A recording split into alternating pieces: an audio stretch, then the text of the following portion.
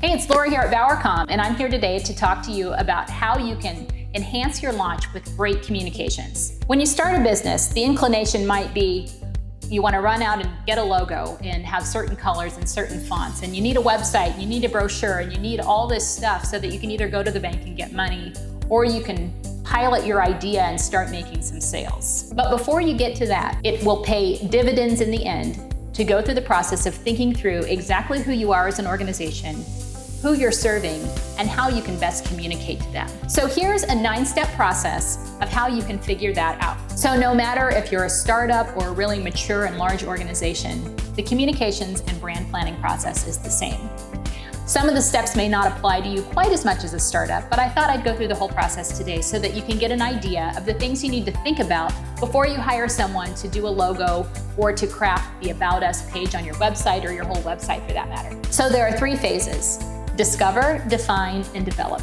And in the discovery phase, the whole point is to figure out what are the current perceptions around your kinds of products and happening in your space that you're trying to enter.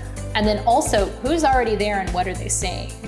So the very first thing we recommend is interviewing some folks. So this could be potential customers, it could be customers of your competitors or alternatives, anything in your space where you can gather some insights.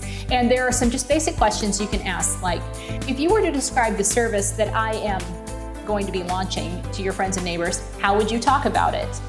What are your perceptions of competitor A, B, or C? And usually we do these over the phone. They're about 45 minutes, and it's a really great way to gather insight. The next thing to do is to look at your peers or your competition.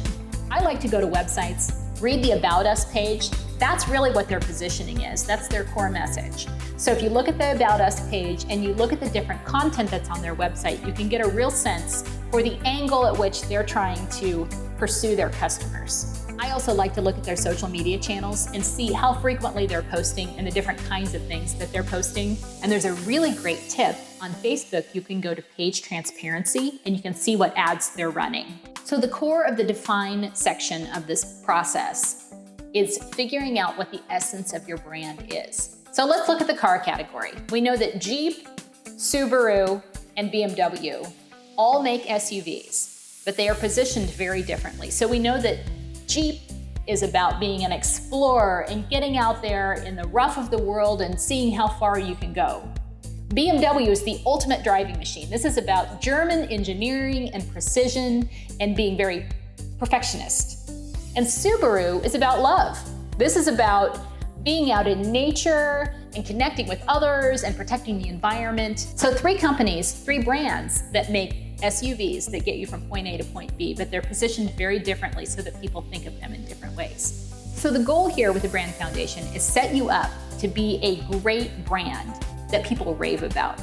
Apple, REI, Disney, all of those companies started out as a startup once, and they have built themselves into beloved brands over time. So we want to start you out so that you're going to have that magic. So this idea that you come up with in the brand foundation is not just a communications theme or a tagline. This will become central to what you do. It will help you decide the design of your facilities. It'll just help you decide the qualities you want in your employees. It's going to define your culture moving forward and the experience that your customers have with you. The next step is to prepare to visualize the message, and this is where you're basically writing the creative brief for whoever is going to make your logo and your campaign to launch with, or design your website or your brochures and that sort of thing. So you take that essence, so whichever direction you're going, are you an explorer, are you a magician, are you an athlete, what is that core persona of your brand? And you lay that out for your designer so that they can come up with something that fits that particular niche that you're going to put yourself in. So once you have your brand story and you're preparing to visualize that story, it's time to move into who you're going to be selling your product to or trying to convince to believe something about your brand. And the way to start is by defining your audiences and mapping out their journeys. No matter what you're trying to convince people to do, buy a product, share a review, recommend you to their friends, the process is the same. The first step is awareness. So we have to think about how we make them aware of a need that they might not be aware of. And pharmaceutical advertising is famous for this. You see these ads for ailments you've never heard of, and then a couple months later, you'll see oh, suddenly there's a new prescription drug for that. So the awareness phase is not about awareness of your brand. It's helping people understand that they have a problem that you are going to eventually solve.